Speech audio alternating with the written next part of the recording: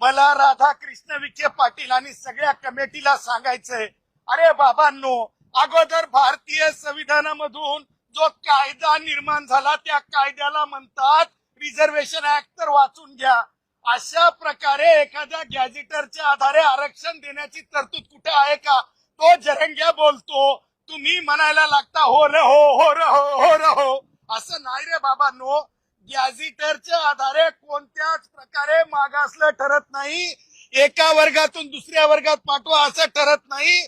मला राधाकृष्ण विखे पाटलांना प्रतिप्रश्न विचारायचा आहे, जरंगेला प्रतिप्रश्न विचारायचा आहे. जरंगे आणि राधाकृष्ण विखे पाटील, कोणत्या एका कायद्याच्या तरतुदीत एका ओळीत लिहिलेलं आहे की एखाद्या गॅझेटरच्या आधारे दुसऱ्या एका समूहातून दुसऱ्या समूहात जाता येते?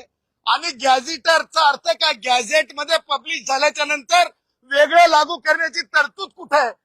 तुम्हाला सांगतोय, ज्या गॅझेटरचा उल्लेख करतात त्या गॅझेटरच्या आधारे मी तुम्हाला डंके की चोट पे कायद्याचा अभ्यासक विद्यार्थी, संविधानाचा विद्यार्थी म्हणून सांगतो, त्या गॅझेटरच्या आधारे एकही जात प्रमाणपत्र आणि व्हॅलिडिटी ही कायद्यासमोर टिकणार नाही.